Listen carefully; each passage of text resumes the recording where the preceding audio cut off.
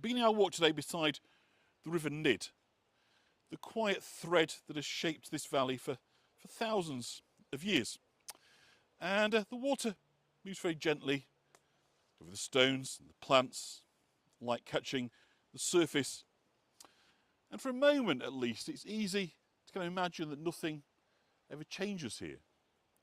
But this river has seen everything. It's carried timber, it's carried trout, gossip, and grief.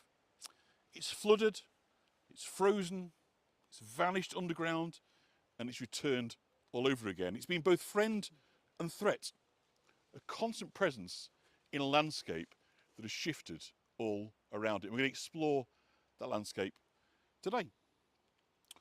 So, close where we're standing now is the site of the former railway, and I'm going to take you up to see a site because there's a really interesting piece of public art done up there, and it's actually sunny now, which is fantastic. Are you whispering to us? No, is it quiet? I'm doing the absolute best that I can with the volume, so just turn me up, and that is the best that we're going to get because I've got the microphone that's less good. So let me show you something that I think you'll find rather interesting. Anyway, so is it okay? The sound here is okay. Fantastic. I'm pleased about that because it's very depressing, obviously, when you've come a long way and done a lot of planning if things don't come to good plan. But anyway, nonetheless. Yeah. So where we are now is just by the old station. I'll show you as we go past. And when the line opened, when the railway line opened here in 1862, everything changed. Suddenly, the valley was connected to Harrogate and beyond. Stone from the quarries, lead from the mines, livestock from the markets, all could travel further and faster. And on summer weekends, trains arrived packed with families, escaping the heat of the towns. They spilled out onto the platform, children running ahead, mothers carrying baskets, dogs stretching their legs after a journey. And to them, the valley must have felt like paradise, green, cool, and full of fresh air. Here's the site of the railway turntable where the trains would actually turn around. So the railway closed in 1964, part of the Dr. Beeching cuts, but the memory of it lingers in the curve of the landscape and of course the memories of those who rode it. We walk back up, I'll show you the old station. But before we do, I want to show you this really interesting sculpture. It's called Pillars Past, and it was created by a guy called Joseph Hayton, and it stands on the site of the old railway turntable, where engines were once turned by hand. And there are three sandstone figures. The shepherd, over here, the lead miner, over there, and the monk, over here. And they aren't just symbols. Shepherds shaped the hillsides, carving out the dry stone walls and tending flocks on the high moors. The lead miners dug deep into the earth, working in dangerous, dark conditions to extract the ore that fueled the local industry. And of course, monks from Fountains Abbey once owned vast swathes of land here, building granges, managing farms, and influencing the spiritual life of the region. It's wonderful, isn't it? No influence. I'll just give you one last view of this before we go for a walk down the riverside into the town itself. The sun's out, isn't it lovely? Really cool sculpture, isn't it? I love the way they're sort of just kind of half formed, almost as if kind of like there's more to come. There's more stories to be told. They are emerging from the past, and that over time, with weathering and of course with erosion, more of them will become visible. An interesting idea, don't you think? So let's have a walk down to the town. It's tickling me under the chin, by the way, this microphone. So if you do hear me laughing, it's because the wind, the dead cat, which they call it, I don't like using that term, not very nice, is it, a dead cat?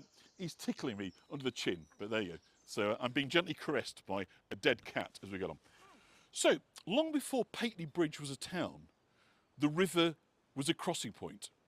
The name Pateley likely comes from old words meaning clearing of warriors or badgers' glade. Whatever its origin though, people have been gathering here since the early medieval period. And travellers, monks, drovers, in other words, the shepherds, the people that move animals, drovers, and traders all passed through this valley following the natural route carved by the River Nid. So the river was the valley's first road, its first guide, its first storyteller. And the Nid has moods of its own. In 1864, a sudden freeze created an ice jam so thick that villagers used it as a temporary footbridge. In 1890, a great flood swept through the valley, carrying away fences, livestock and several small outbuildings. And in dry summers, the river above Lofthouse, which I guess is probably up 10-15 miles north of here, disappears entirely into the limestone, slipping underground through Goyden Pot and then re-emerging miles downstream. Local children used to say that the Nid went wandering when it got bored, and perhaps they weren't wrong. So as they were walking along the side of the riverbank, we're going to be adjacent to the old station building in a minute. I'll show you an image of that as we go along, but do hopefully now you're getting decent sound and vision. So apologies for that slight false start. To say, I think it was all to do with wet communications equipment, which doesn't like water. Don't blame it. Not sure I do either, all that much. So I'll just pick you out a picture of the station. So the train line would have run all along this side.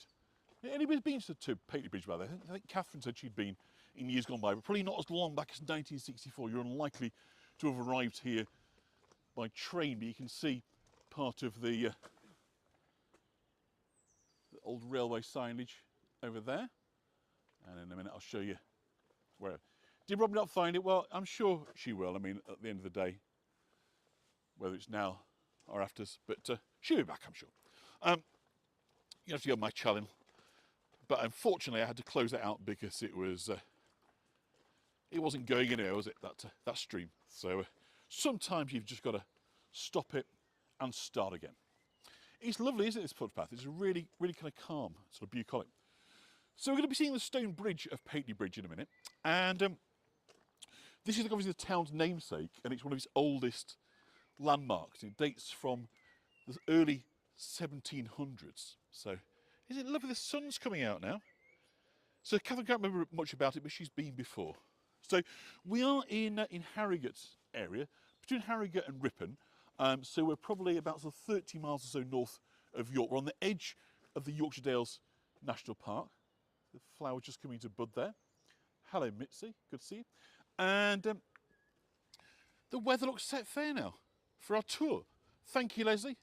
Anybody that's able to. So those that remember that have been on, we've not been to Harrogate in a while, but you may well remember that when we go through the Valley Gardens, they have a very distinctive set of benches. And we've got one of them here, and it is the caduceus bench. So we'll see in a moment here, look. They resemble serpents, do the supports. And that is because Harrogate, of course, and Knaresborough were established as spas, and Ripon to a degree, places of health and well-being. And so this international symbol, the two snakes that go either side of the cross, the caduceus, so you've got an international symbol for ambulances, are present on their benches, which is just really cool. And it's the only place that I'm aware of, anywhere in the world, that has this symbol for its. So it's inviting you to sit, to rest, to recuperate, to rebuild, to re-energise here by the banks of the River Nid in Pateley Bridge. So I said a minute ago, I'll put you a picture of the old station, so we'll do that now as we're walking on. So I've got a few pictures today. So here is the station. So you saw the sign a few minutes ago. And I say this closed in 1964 with that rotter, Dr. Beeching. That if you're not aware of it, if you're not from Britain, Dr. Beeching was asked by the government to streamline the railway network, and he basically closed the branch lines, the small lines that carry people from work to school and to market towns doing their business over the length and breadth of Britain. And after that, they made it a place that became places of traffic jams instead. You basically needed cars instead because the buses have never really been as reliable as the train network was. So that was there, and I'll just pull that off for you now. So if you look at the kind of distinctive, you sort of see the stepped up gable, if you look at that, yeah, and that chimney there, you'll see when I do this, that's that house there. Can you see? So that's that same chimney that we were just looking at a second ago. So that was the station there in Pateley Bridge. So let's go and have a look at the bridge. So as I say, the bridge obviously takes its name, and of course, as with all these things, it's about ancient river crossings, going all the way back in history. You know, places were settled because they had access to fresh water. If it was fast-moving water, that was great because it carried away rubbish, carried away waste. Fishers like it, it's oxygenated, it's good for cleaning and washing. So, as so often, it is the water course that defines location. If you look at topology and geography of a landscape, you know, why are places where they are? Almost always the starting answer is it was a really good source of water. So as we come around here, we're going to see the bridge, the river briefly kind of splits in two. And really, it's a lovely station, yeah. It's a lovely house now. So that's the station there. So I get a bit of gimbal shake there for you. Apologies about that. So it's slightly annoying because I'm sure you can't see quite as well through the trees as I can. But there's a little middle island there, just in the midst of it. It really is a very pretty spot. And now the sun's shining, I feel a good deal happier. And lots of hellos to Mrs. John. She's a bit further behind me, so we'll just stop. There's a caravan spot just right across the other side. So those that are into touring, just the other side of there, there's a wonderful kind of caravan site. Hi, Cindy. So, I think I need to reset the gimbal at some point. I've got a bit of a shake on, but anyway. So, the stone bridge just coming into view now, and it's one of the oldest landmarks of the town. Built in the late 1700s, it replaced earlier wooden crossing points. So you'll see it in a sec, just when we come around this corner. And it quickly became the main route through Nidderdale. So this area is Nidderdale, in other words, the dale. And dales are kind of low, wide, shallow slopes created in the Ice Age. You can see, we're going to get out to the river so you can see plenty of it. But glacial activity, that's essentially what a dale is. So Nidderdale is the vale of the River Did. Did, not did. There we go, you see. So you've got three arches that are made from kind of local stone, although only two of them actually span the river, which is kind of interesting. And the whole structure has a kind of quiet Georgian elegance that has really stood the test of time. And those that are regular travellers with me will know that I've got a thing for bridges. I love them. So this is no exception. I'm going to go on the other side so you get a nice view of it. And this is where I did a little live test. And you saw on Facebook just a few weeks ago, a couple of weeks ago. And I was on the other side of there, which is where we're going to now. So today it's still a kind of gateway into the town. It's a kind of familiar site for locals. And the kind of high street is just running away from us on our right-hand side. We're picking that up later on in the tour. But let's just go across onto the bridge. Isn't it lovely? Let's just cross over to the other side. So it's one of these places where the kind of past feels close. A simple, sturdy bridge that has seen Pateley Bridge grow around it for more than 200 years. And we're going to walk under the bridge in just a minute. It was built, as I say, in the 18th century. The river really echoes. So yeah, it should be all right to go down there. So let's just go down here. Oh, it's a lovely smell of pizza all of a sudden. Where that's come from, but is a garlic smell. Yeah, so just watch yourself when you go up here, Tracy. If you stay, or you stay this side, and I'll...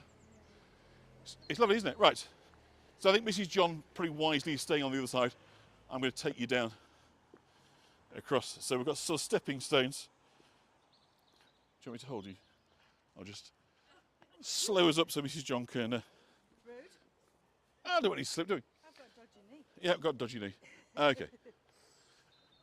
That's it. So if you kind of can pick this up, you start to get this slightly different sound.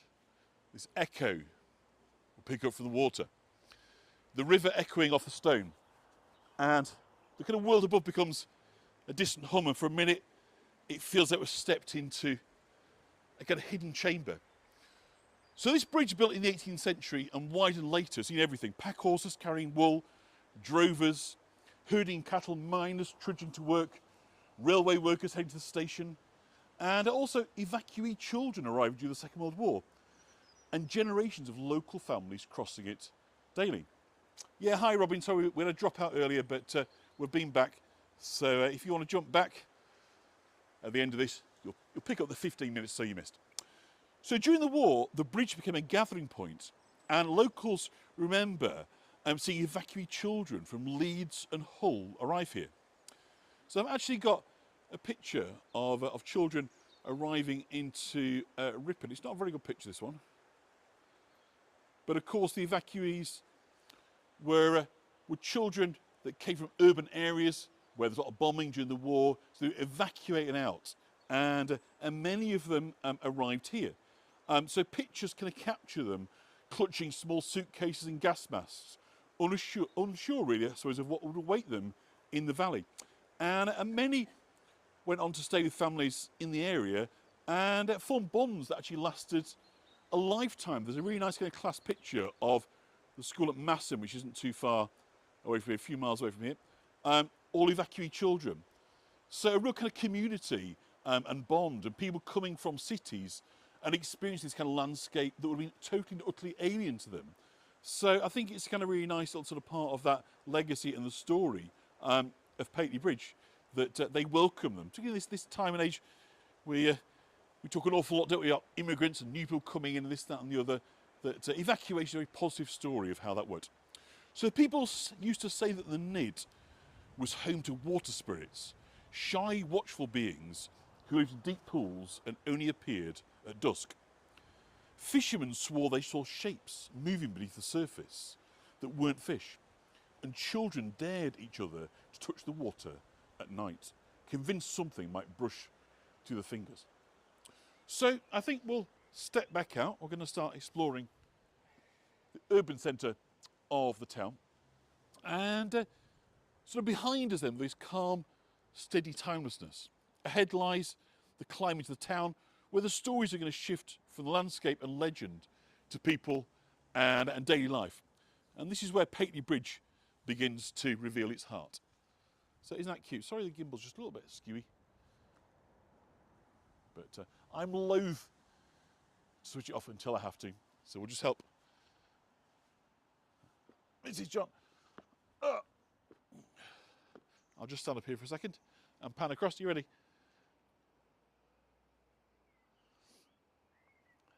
So this is our setting for today. It's nice, isn't it?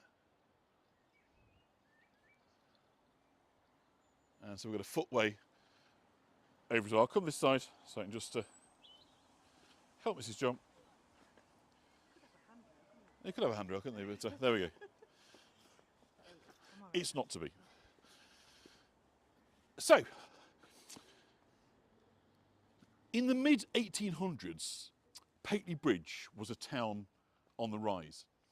The population, and by the way, most of the buildings you're looking at, are dating from the sort of latter part of the 18th century, the first half of the 19th century. So the population doubled within a few decades, and that was driven by the lead mines at Greenhow, which is the next village down from here.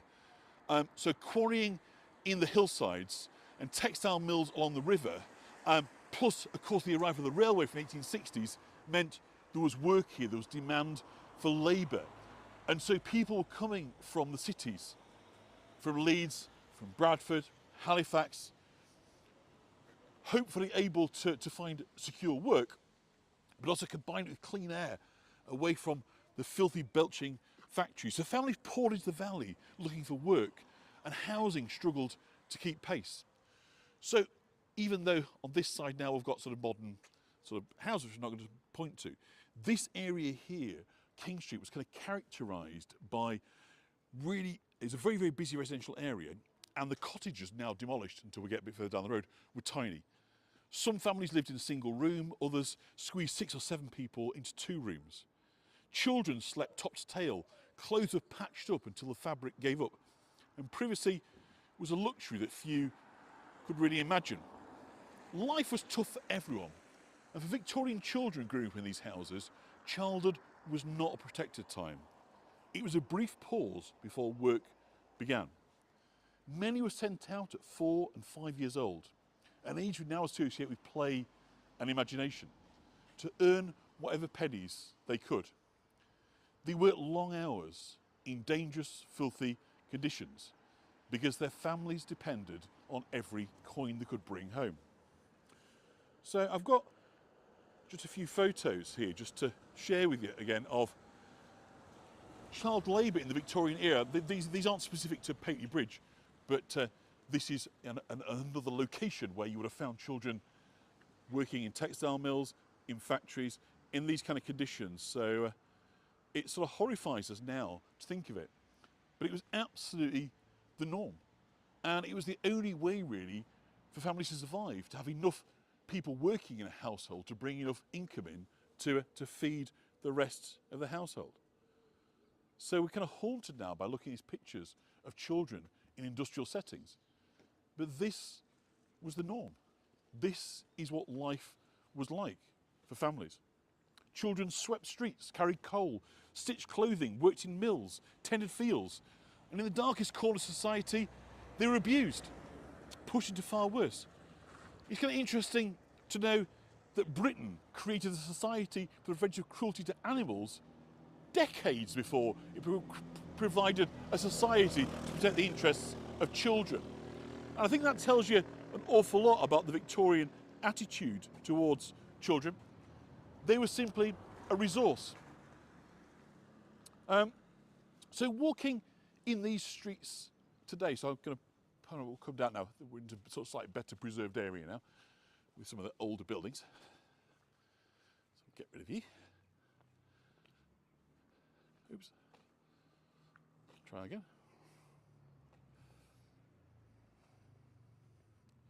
Come on. There we go. So it's easy to picture the children who once hurried down these streets before dawn, tired before the day had even begun. Their futures were narrow, their opportunities few, and the weight of survival pressed on them from the moment they could stand. And yet, even in the hardest places, people looked for ways to make life better. So the building that's just coming up on our left-hand side, now the Pateley Bridge Social Club, is the former Cocoa House. And it was a product of the temperance movement. A movement born from a simple hope that families might keep more of the wages and that men might find warmth and company without losing themselves in drink. So it's known locally as the Chocolate Pub, and it offered cocoa, tea, newspapers and drafts instead of alcohol. Drafts as in the game of drafts, not card. No, not drafty temperature. Oh, it could have been drafty, I don't know. And for families in these cramped cottages, it was a lifeline. So we've got the workers' cottages on this side, and we've got the Cocoa House here. So this belief that if you help people to make better choices, you'd have a better society. So this, I mean, my grandma talked about, my grandma, she was born in 1914, sadly dead now. But, her and her sisters would be sent to the pub on a Friday to try and get a dad to come home before he'd spent all the wages. Otherwise, by Monday, the mums would be at the pawn shop trying to raise a few pennies to feed the family for the week, taking in washing. The streets around here, you had Monday wash day. You remember Monday wash day? And of course, the accommodation was small, it was overcrowded. So these streets would have been full of people. Children that were still yet to start work would have been playing. They were in on their doorsteps, working. So a strong sense of community. So rotten conditions, but also at the same time, a real kind of strength and power in community. People had to look after one another. So around here, you'd have had streets full of small workshops. Cobblers, joiners, blacksmiths, tailors, coopers and wheelwrights all plied their trades around here. We got the museum. They've got some fantastic sort of, like Castle Museum in York, recreations. I'm going to show you a few images of that. So you can imagine around here, you'd have the sound of tools, thank you, Nasty, the smell of wood shavings, and the rhythm of craft kind of filling the air. So let me just try and bring up a picture of one of the images from within the, here we go. So this is a kind of within the Nidderdale Museum, which we're going to walk past in a few minutes. And it just kind of shows you artisan sort of small scale crafting, in this case obviously a cobbler, but it would have been noisy, as like Trisha's right, noise, dust, you know, urban landscapes, you know, where nobody really was caring about things like quality of water, quality of air, and quality of opportunities. Leslie's just back, life was crappy for working classes, absolutely. That's what this really was about. But what we're going to do now is we're going to walk up and we're going to talk a bit more about aspiration, how you might actually get out of the bottom of the valley, as you might say. So let's just turn you off. So for many boys in particular, the future lay in the lead mines of Greenhow or the quarries above the town. Now the mines were dangerous, they were dark, they were wet, and they were full of really bad noxious air. Miners worked by candlelight, crawling through narrow passages, hammering at the rock. The quarries were no easier, with the stone cut by hand and hauled by hands. And of course all this stone is what's built these houses around here. But the industries paid better than most, and a boy that survived the mines could go on to support a family. So as we continue up kind of King Street, we're going to kind of come round back into King Street, the climb becomes more physical, but it also becomes symbolic. We're walking the same path that these children that were here once took, often barefoot in summer, boots just safe for the winter, from their tight, overcrowded houses, where life was a struggle, towards the possibility of something better. Because attendance at school might not have always been consistent, children were needed to work, but the school represented hope. It offered the chance to read and write and to imagine a different future. So the street here begins to widen. The houses grow a little larger. I'll cross over to this side so you can get a sense of it. The world feels less confined. Thank you, Fran, that's lovely. At the top of the hill stands St Cuthbert's School, which we're going to walk up to in a minute. And for the children of Millfield and King Street, this building represented, we haven't not got to it yet obviously, the first real chance to step out of the cycle that they were born into. Education didn't end child labour overnight, far from it. But it did open a door to opportunity, to dignity, and the idea that life could be different. So this climb matters. It mirrors the journey those children made every day, from hardship toward hope, from ignorance towards understanding, from survival towards possibility. St Cuthbert's School, built in 1875, coming to view now, became a proud symbol of a town's belief in education. Before schools like this, children worked long hours in mills and mines, their childhood swallowed by labour. But the 1870 Education Act suddenly changed everything, and suddenly the valley's children had a place to learn. Generations passed through these doors. It looks like a church, but this is the school, by the way. Generations passed through these doors. Miners' sons carrying slate boards. Daughters of washerwomen with ribbons tied neatly in the hair. Farm workers' children that might have walked miles every morning. And the occasional child from a more comfortable home. As we get closer, you actually see some gargoyles up on the wall, which isn't what you'd expect to see on a church, on a school rather. We think they were just done by local stonesmen, local carvers. I'll just try and give you an image here. You get them? Yeah, it's cool, isn't it? So they're carved by local stonemasons, watching over the children for generations. Their stone faces unchanged as the world around them shifted. If Linda's still on, I'm sure you'll recognise what a cute little setting that is for a school. So yeah, still in the 1950s, children with bare feet. It's absolutely, we'd have to go back far in our history to encounter absolute grinding poverty. And I'm not having a dig at sort of how people live today, but sort of more, we talk about modern poverty, and I think more historic poverty it's hard to put the two together and say we're talking about the same thing. But let's, I'll just give you a quick visual of that.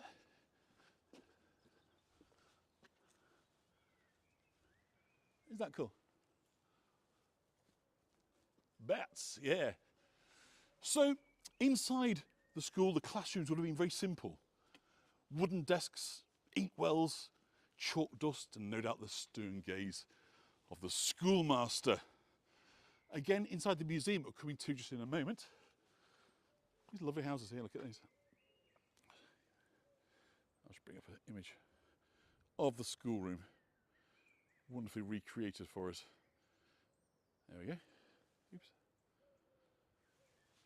So the Victorian schoolroom there, recreated inside the museum. We're coming to it in a sec.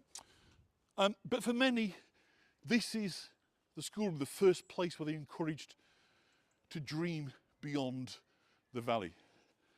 A child who learned to read here might one day work in a shop. They might keep accounts or travel beyond Nidderdale.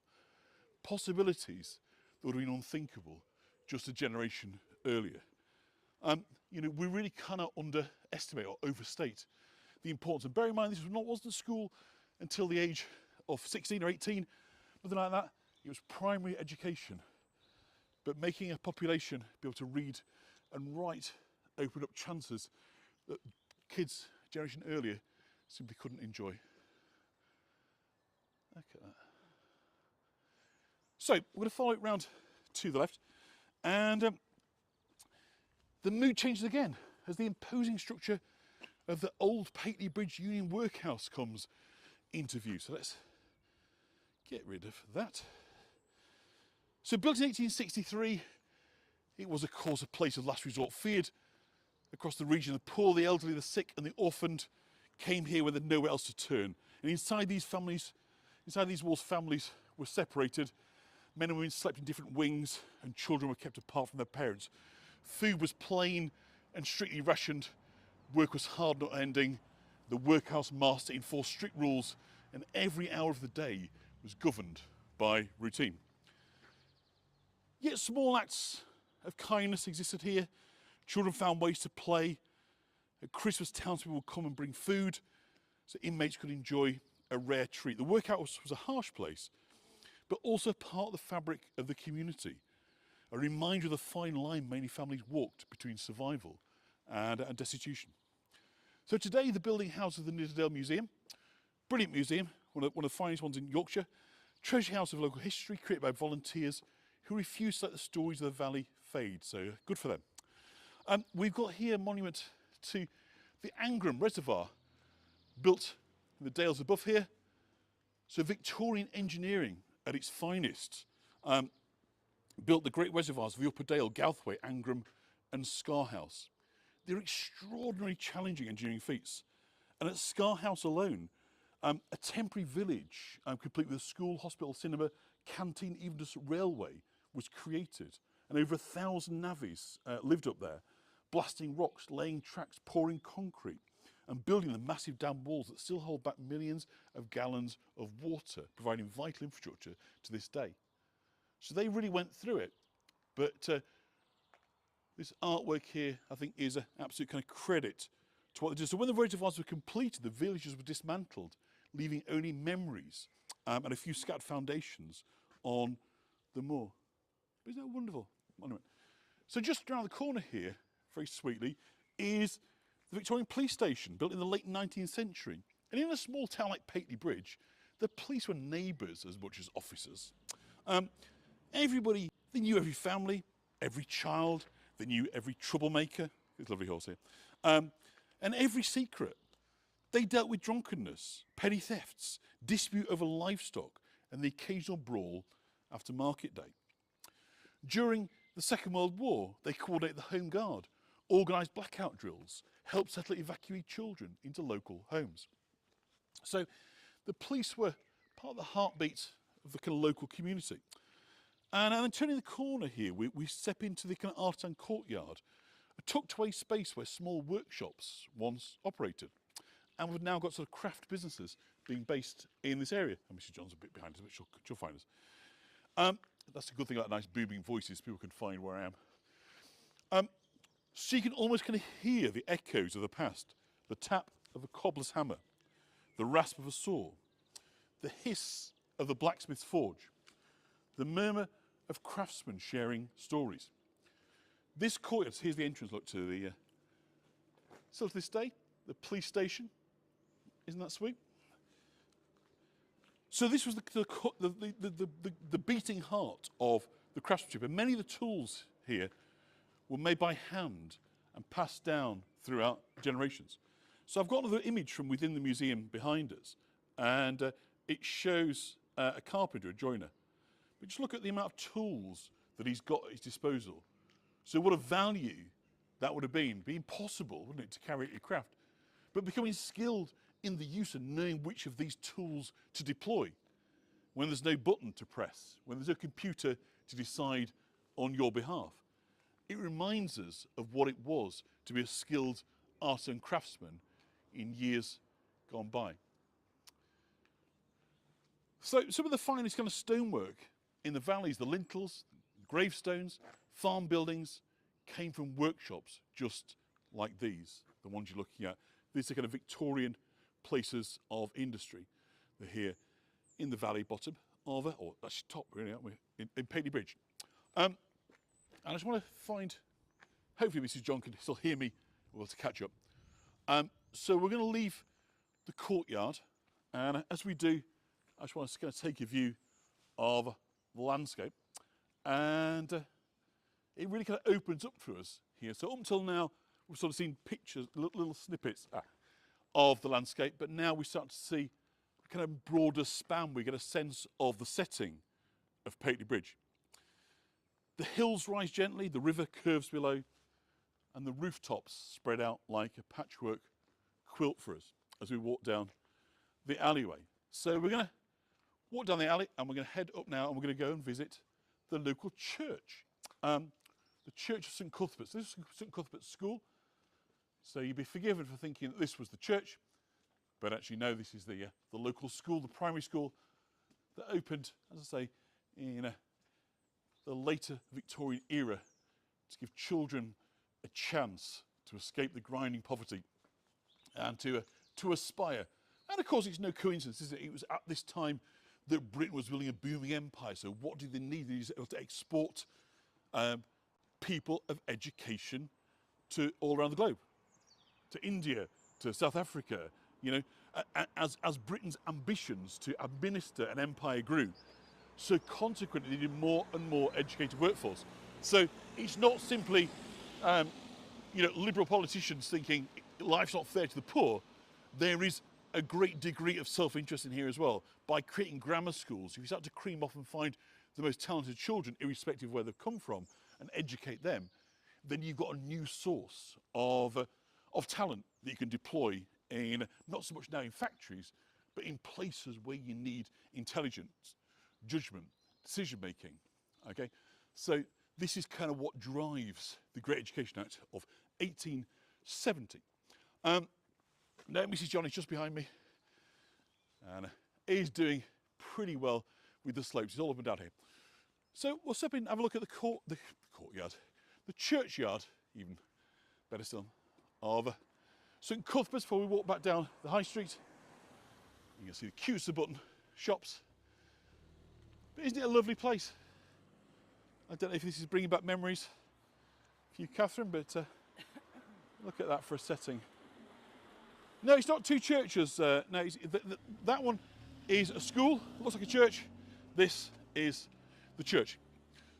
So as soon as we're going to step in, the noise of the town softens, as if someone behind you has gently closed the door. The air feels different here, respectful, touched by the weight of generations. Now this church was built in 1859, and it rose from the ground at a moment when Pateley Bridge was changing faster than ever before. The old medieval church on the hillside had served the valley for centuries, but it was too small, too remote, and too fragile for a growing Victorian population. The mills were humming, the railways had arrived, families were pouring into the town, and the community needed a new spiritual home. So St Cuthbert's became the place, a confident, modern parish church for a new era. Its architecture is classic Gothic Victorian revival, pointed arches, tall lancet windows, a sturdy tower that can be seen across the valley. And of course, much of this stonework done by local craftspeople. And it was designed not just as a place of worship, but as a statement of pride, a sign that Pateley Bridge was no longer a scattered rural settlement, but a thriving community with ambition. Now, I'm not going to take us in, because that's what's going on there, but just show you here, if the signal just holds for me, little railway cart, we have a rather special bell by a sympathetic monk. But whatever the truth, the bell survived. And although it's now silent, it's a nice link to the medieval period. So we're buffering, we're coming out of the church. So hopefully you got enough there to see the... see it, because I wasn't sure if it is. So if you didn't see if we buffered before, that is the bell that came from Fountains Abbey that we just saw there. So that was dates from the medieval period. So let's get rid of that. And we'll come off. I'll just walk you up here just a sec. So I want to show you a little bit about the quarrying. So if we can come out, we'll come out this way actually. If you want to take a seat, we'll be back in 2 minutes. If you want to have a rest, sit in the church on the bench if you want to. So this lane would have once echoed with the sound of stone being cut and hauled. The quarries around Pateley Bridge were vital to the town's economy. And stones from these hills built farmhouses, bridges, churches, dry stone walls, and even the reservoirs. And quarrymen were known for their strength and for their skill. They worked with hand tools, hammers, chisels, wedges, splitting stone with precision. It was dangerous work, and accidents were common, but the quarrymen were respected, even admired. And the mines at Greenhouse, which we'll try and give you a little glimpse of in the general direction, were once the productive in the country. The miners, though, worked in darkness, crawling through narrow tunnels, breathing dust and fumes, their lives shortened by lung disease and accidents. But the mines also brought prosperity. When you look at the house we're looking at here, altogether a different proposition from anything we've seen in the valley bottom. So those were the means of the access to controlling land and access. So Quarry Lane's just in front of us, but I don't think we're going to walk any further because we're a little bit behind on time with starting late, and I don't want anyone to miss the high street. But the story of the mines really is the story of Nidderdale. It's about hardship and opportunity intertwined. So as you're kind of walking in this area, it's clear it's a landscape that has been shaped by the human hand. Centuries of farming, sheep grazing, quarrying, reservoir construction, and the steady work of human hands. The dry stone walls that crisscross the hillsides were built stone by stone without mortar, by men who knew how to read the land. And the fields were carved out of rough moorland. The paths were worn by generations of boots. And the views we admire today are the results of countless hours of labour. So we must never think that we're looking at something that is entirely bucolic and natural, as lovely as these scenes are. These are communities that have been carved out of hillsides. So turning back now towards the town, the path begins to sort of slope gently downhill. And almost immediately, we see these small old mill cottages tucked into the shadow of the church. Very cute, this is where they kind of run down the hill. And they feel humble and close to the earth. Their stone darkened by centuries of weather.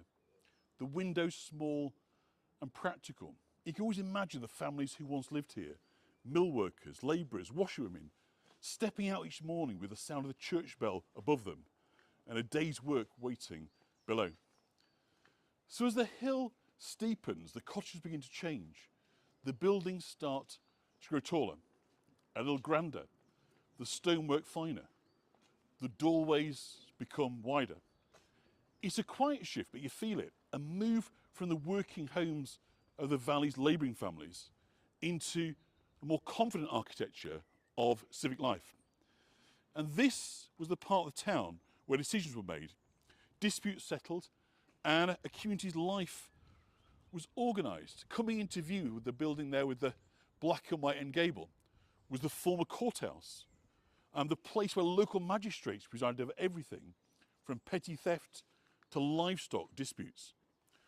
And as we kind of come down, we're about to see the Odd Fellows Hall.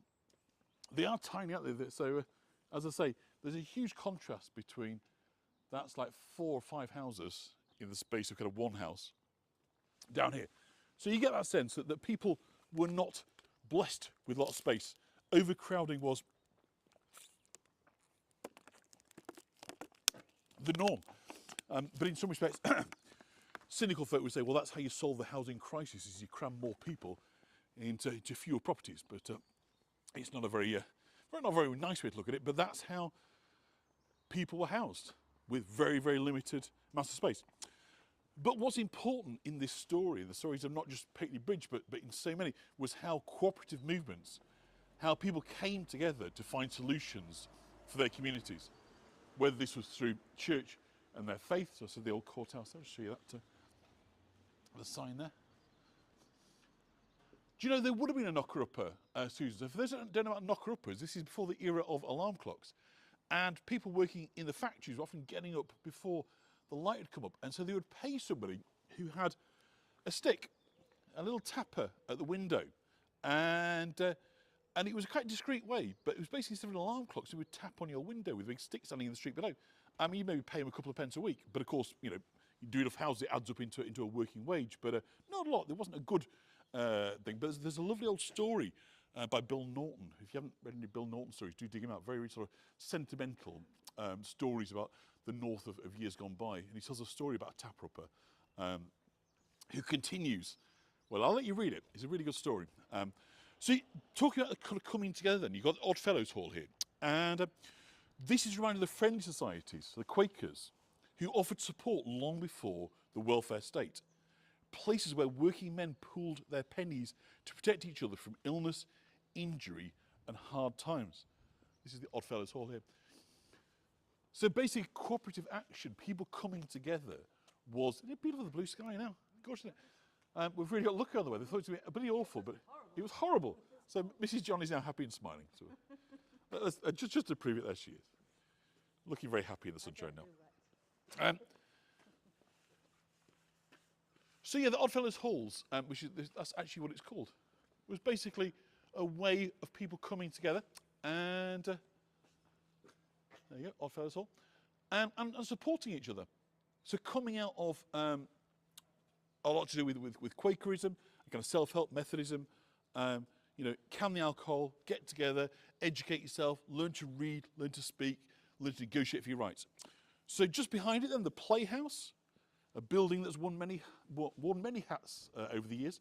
It's been a meeting hall, it's been a theatre, a cinema, and always a gathering place for people of the town, so coming to bash out ideas and argue, no doubt, for better rights.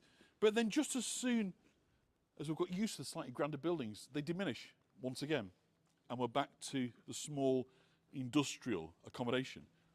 The civic grandeur has disappeared away, and Ian talked about Odd Fellows Halls, fantastic. And this kind of scale of the cottages and workshops reappears. It feels like stepping out of one world back into another. And then just around the corner as the hill levels out, the first shop appears. A modest doorway, a simple sign, but unmistakable. It tells you, without needing to say a word, that you've arrived at the High Street, the bustling heart of Pateley Bridge, where the valley's stories converge. So we're going to turn right into the High Street. This is one of those famous high streets in Yorkshire. I'm just going to reset the gimbal just before we do, because it's annoying. Let's give you a sight then of the High Street, and the first sign, as you can see here, from 1661. So the street opens up in front of you like a stage, kind of lined with warm Yorkshire stone, shaped by centuries of footsteps. It isn't just a road, it's the spine of Pateley Bridge. It's the place where every thread of the valley story has passed through at some point. To understand it fully, you kind of have to see it through two sets of eyes at once. The Victorian children who walked it daily with wonder and longing, and the generations of shopkeepers, traders, farmers and visitors who shaped its life. The first shop we can see then is the famous sweet shop. Been trading since 1827. Still one of the oldest in England. And to the children of Millfield Lane, this wasn't simply a shop, it was a fairy tale behind glass.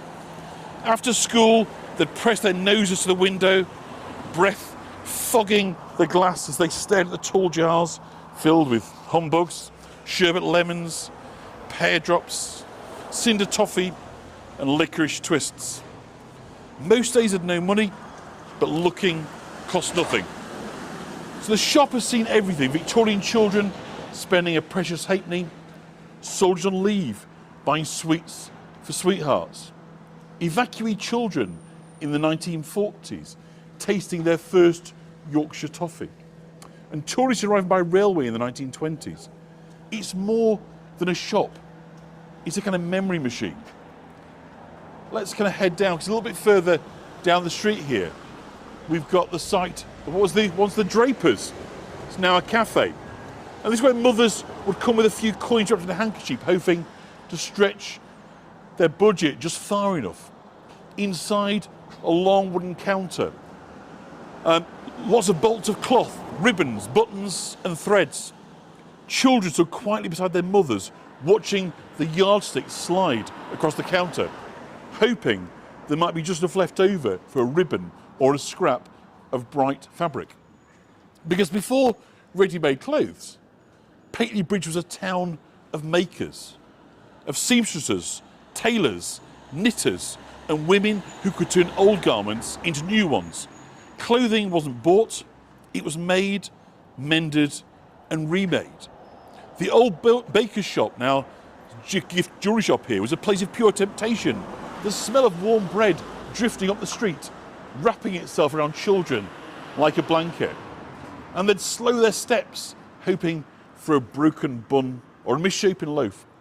And for those families on Millfield Lane living on the bread line, bread was rationed very carefully.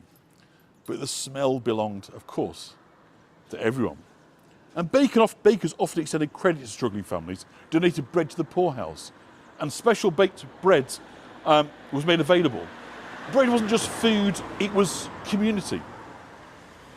A little bit further down here, now boutique, was the butcher shop. Now selling luxury goods. But most working families couldn't afford meat, except on perhaps a Sunday. And even then it was often the cheaper cuts of meat, scrag end, shin or suet. So children watched the butcher's hands move quickly, expertly, imagining what it must have been like to have a table full of food, imagining what it was like to live in one of the big houses where meat was served every day of the week. And Pateley Bridge has a long tradition of livestock trading. The Nidderdale Show, founded in 1895, grew into one of the biggest one-day agricultural shows in the north. Isn't it beautiful? Isn't it such a gorgeous street? So farmers brought prize cattle, sheep and poultry, and the whole valley turned out to watch. Fish and chips indeed. Smells fantastic. So the butcher shop was part of that world. It was the link between farms and families. Let's cross over and just show you. We've got the pub on the other side, the Crown, the King's Head, a little bit further down. Try to keep us out of the sun here. It's easy to imagine the Victorian children who walked past these doors on Fridays, hoping their fathers would come straight home. Of course, some men didn't, preferring the company inside the pub. Look at that blue sky, isn't that beautiful? To the cocoa and the chocolate. A week's wage could vanish in an evening. Before the railway, these inns were bustling coaching stops full of travellers heading to Ripon, Harrogate and the Dales. The pubs, of course, were places of warmth, gossip, news, and of course, the occasional brawl. The shop coming into view in just a minute was the ironmonger's store. Become a hardware or a pet store. So ironmonger's hardware was essential to daily life. Families brought cracked kettles, bent pans, broken tools, and lanterns that did new wicks. Nothing was thrown away in this society. Everything was repaired. It's how we've kind of fundamentally changed, really, as a society. We've become a disposable culture. But it's something that simply wouldn't have been recognised in the Victorian era. Nothing was thrown away. So Pateley Bridge was full of practical skills. Blacksmiths, wheelwrights, coopers, joiners, farriers, people look after horses. Cute little alleyway over here. And the ironmonger would have supplied all of them. The old post office, which I think is where this butcher's was, just up here, was a place of excitement and dread. A letter could bring joy, sorrow, opportunity, or fear. Children waiting outside while their mothers opened the envelopes with trembling hands. During both World Wars, the post office became the emotional centre of the town. Telegrams brought news no family wanted to receive, but letters also brought hope, stories from soldiers, updates for evacuees, and promises of return. So very much a double-edged sword, but of course a very different timescale for communications than we expect today. So the curve of the buildings, I think the warmth of the stone, the bustle of the daily life here, it's very, very easy to imagine it in the Victorian era because it is so little changed.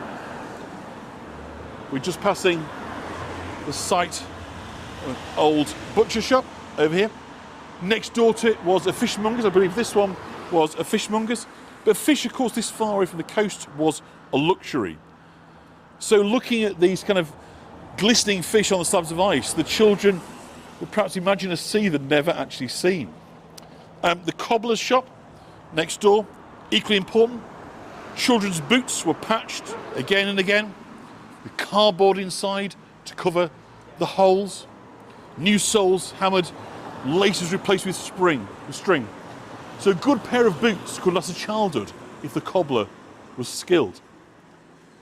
The general store held everything you could possibly want, from candles and soap, tea, flour and paraffin. And children were sent in with a note and a coin and waited quietly while adults exchanged gossip over the counter. The old spice merchant, which I think is one of these behind us, would have brought really wonderful and kind of exotic smells of cinnamon, nutmeg, tea and dried fruit into the valley. And for children who lived on porridge and bread, these smells were a glimpse into another world.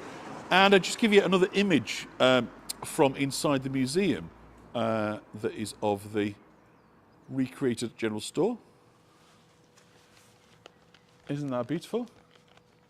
So that gives you a kind of sense there. And of course, everything is behind the counter.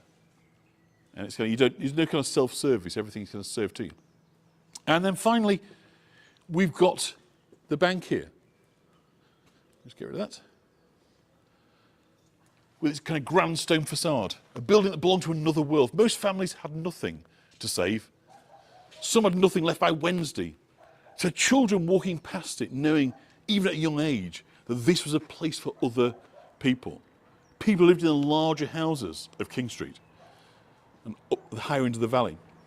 So by the early 1900s, the high street had been transformed by tourism. Trains brought day trippers, ramblers, artists, families escaping the city. Shops adapted, postcards appeared. Cafes opened and souvenir sellers set up stalls. The high street became a place where locals and visitors mingled, and a crossroads for stories.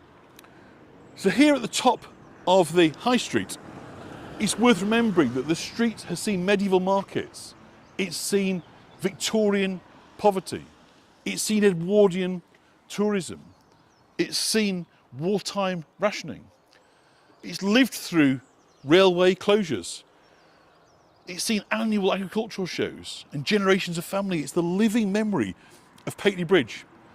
And now, leaving it behind, we begin the final ascent into deeper time, to older stories and the quiet heart of the valley. Are you ready to come up? Do you want to take the car and we'll walk past it in a few minutes? So we're now going to begin our final ascent up the top of the valley. Probably going to take us 3 or 4 minutes to walk up to the old church. The signal might flicker, but believe me, the signal will come back because it is exceptionally good 4G around here. There's lovely. Yeah, village museums are great, aren't they? It's the old fire station here we're passing. So I say, if the signal does flicker a bit, don't worry, stay with us. It won't drop out altogether. It will be back and it will be worth it. So we're walking up now towards, or rather on Old Church Lane. So we've seen the new church. It was built in the 1860s, which is lower towards the bottom of the valley. But now we're going up, and in doing so we're kind of following the original pattern of settlement in this area, because people originally would have been hill farmers. In the valley bottom, where there was congestion, but rather higher up, where you could claim land, fields, pasture land. So the scattered farms of Nidderdale and the Yorkshire Dales were up on the hillsides. So consequently, the medieval church, the medieval settlement was up here, and that's where we're headed now. So the climb up the old church begins fairly gently, but believe me, it's starting now to take shape. We are coming out of the bottom of the valley, and so much, of course, of landscape in the Victorian era is at the bottom of valleys because it was just so much cheaper to build the railways there. And of course the railways followed where the roads had been, and the roads followed where often the rivers had been. But you might think, actually, didn't you start off by saying you build by the rivers? And that's true. Wait to a drink. But don't forget, on the way up, so where these farms were located at the top of the valleys, there was a ready source of water. There's no shortage of water. So that wasn't a problem. What there was the space to farm. So if I just kind of turn around, you start to get a sense of the town is running away from behind us. No brick here whatsoever. None. All built of local stone. I don't think you get planning permission to build with brick here. It's just not part of the vibe. So the river becomes sort of thin silver thread, some streams up here. And the air takes on that unmistakable hillside clarity. Crisp, Mrs. John says. You feel you're not just stepping upwards, but you're going backwards through time. As the last of the buildings we're going to see, it starts to take on the sense of a little country lane, very narrow. So I say, if the signal dips out here for a couple of minutes, just stay with it. It'll come back, because up at the top the signal is great. We've got some high walled sides over here, a long unbroken line. So I say, if the signal varies a little bit, might need the brolly. The rain is starting to come back.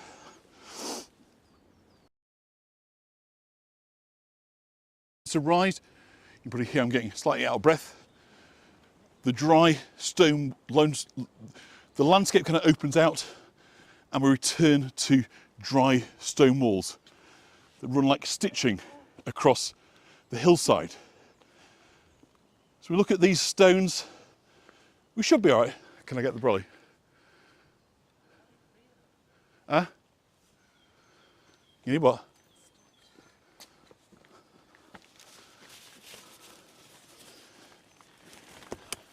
Sorry about that. Yeah, you shouldn't lose me. I say we might get a little bit of sticky signal. So yeah, each one of these stones has been placed by hand. The stone it can do, yeah. We're just out really of Pateley Bridge, and it really does feel like suddenly we're in the midst of the country. Mrs. John valiantly behind us. He's dying, struggling with her bad knee. So do remember, if you leave me a tip, I promise I'll buy Mrs. John something nice on the way home to reward her for her endeavour. Some alcoholic pain relief. There you go. So if you want to set up the Mrs. John Alcoholic Pain Relief Fund, that would be most appreciated. So this is now a place, obviously, where, as you can probably tell, the noise of the modern world is fading away.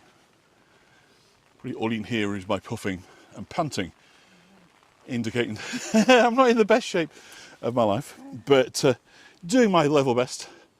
And yeah, nice glass of wine for Mrs. John. But as we're coming up the hill here, it's going to be replaced by something older, quieter, and indeed deeper.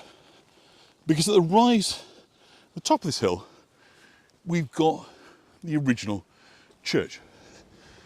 Just hoping we can get up there in one piece. And it's a couple of minutes walk from here, so hopefully the signal is holding out, but we've now got to contend with the wind and the rain, what we go through to bring you these tours, honestly. But it will, I promise you, be worth it. I'm saying that as much to your good selves as I am to Mrs. John. Dry stone walls in front. Yes, well, they were certainly used Napoleonic soldiers to build the fort. I wasn't aware it was an idea that came from France, but it may well be correct. But you're absolutely right. The Napoleonic prisoners of war were used extensively in the building of dry stone walls in Yorkshire, in the Yorkshire Dales. Particularly around the Hawes area, there was a large encampment of prisoners up there. So a good spot, but I wasn't aware that that was actually where they came from. But that's really interesting. But it's a fascinating craft because it's all about stone selection. At the end of the day, it's you have to pick stones that go together. It's still there. Years later, we're losing the... It's now the wet weather is setting in, but we're not far away from our final destination. But the gimbal is a little gate you can just maybe see coming up. Those that have got good eyes.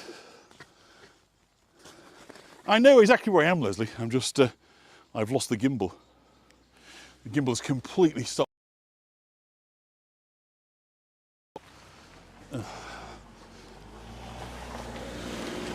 But last time I switched the gimbal off, obviously we lost it completely, so I'm not going to do that. I'm going to do it by hand, and we're going to do. So this will come into the location now of the original church. Place where people were baptised, they married here, and they're buried here. The walls that remain are thick and weathered, softened by moss and lichen, as though the hillside has slowly reclaimed them. So we're going to make our way into the church. I apologise that we're getting a bit wobbly cam. I'm now trying to use all 16 arms that I've got to keep the phone steady, to hold the umbrella, and to keep everything moving. And trying to keep an eye on Mrs. John as well, who's a bit behind me, I'll say, suffering from a bad knee, so it's not ideal for her, but hopefully we can just get through it. So what's incredible about this church is this is the ruined church of Pateley Bridge. And there's no roof, as you're about to see. We've got walls, we've got windows, we've got everything, but we don't have is a roof or a gimbal. Two things we don't have. We don't have a roof, we don't have a gimbal. what we do have is, sorry about the shakiness. It's really annoying because this is obviously such a great location to be, but I'm so scared now to turn the gimbal on. I'll try one more time to turn the gimbal on, but I think we've lost it.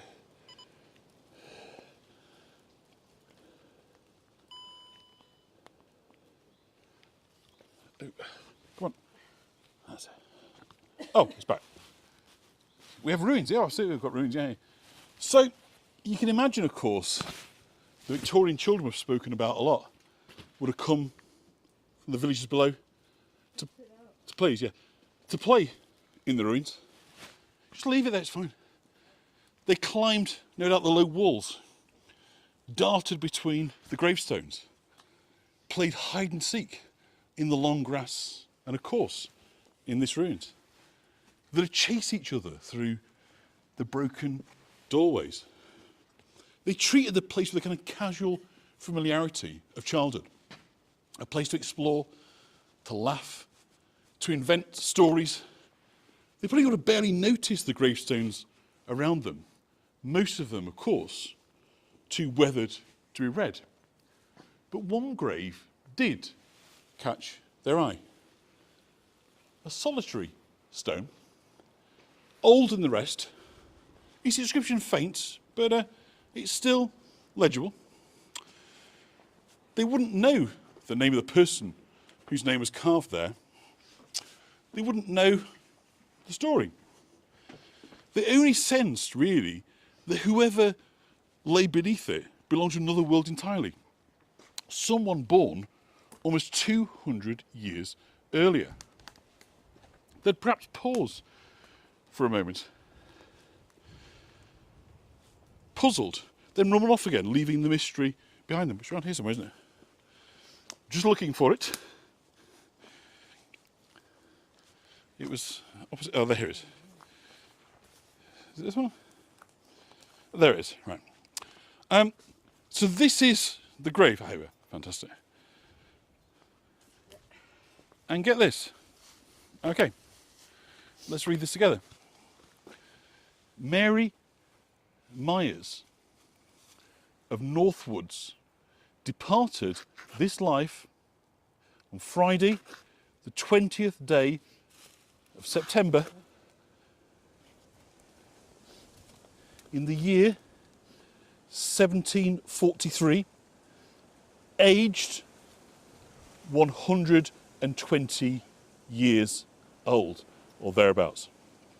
120 years old, and died in 1743. So if you were to believe this, she was born in 1623. It's an astonishing age even today. In the 18th century, it was almost unimaginable. Mary Myers lived her entire life in a valley that was still medieval in character. A world of small farms, of packhorse tracks, hand-cut fields, and deep rural silence. She died long before the mills, the railway, the shops, the crowds, and the noise, long before the Victorian children who played amongst these ruins, long before the modern town that now fills the valley below. She never saw any of it.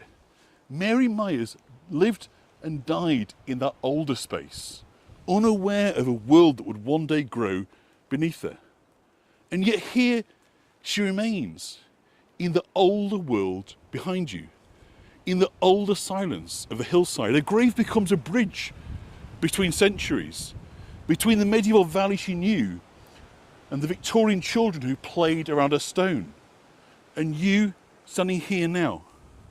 From the churchyard, the view stretches across the whole of Nidderdale. The river winds through the valley floor, the high street curves gently below, and the hills rise in soft layers towards the moors. And it's a view that Mary Myers would have recognised, even as everything else changed.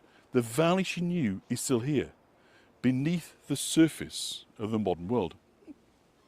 And as we stand here, it's worth remembering something else. When these Victorian children played in the ruins, climbing walls, chasing one another through the grass, they probably wished they didn't have to go to school. Lessons felt long, the schoolmaster was strict, and the climb up the hill must have seemed endless. But Mary Myers never had that choice. She was born into an earlier world, a world where education simply wasn't an option for the children of Pateley Bridge. Her life began in a valley of small farms, of packhorse tracks, long before schools, railways or industry. She never learned to read or write in a classroom. She never sat behind a wooden desk. She never carried a slate on a board up a hill. And yet imagine how much she must have learned in the 120 years she lived.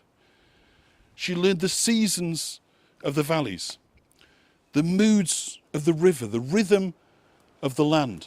She learned the stories of her neighbours, the patterns of weather, the quiet wisdom of a life lived close to the earth. She saw generations born and buried. She watched the world shift around her and carried a lifetime of knowledge that no school could ever teach. So here then, at her grave, the story comes full circle. The children who played here belonged to a world shaped by education and opportunity. Mary belonged to a world shaped by experience and endurance. And you, standing here now, bridge those worlds. Looking down on the modern town and back again into the deep past that still whispers from the hillside.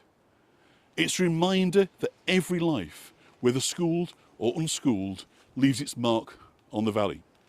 And that's the stories we carry, learned, lived or inherited. And it's what keeps places like this alive.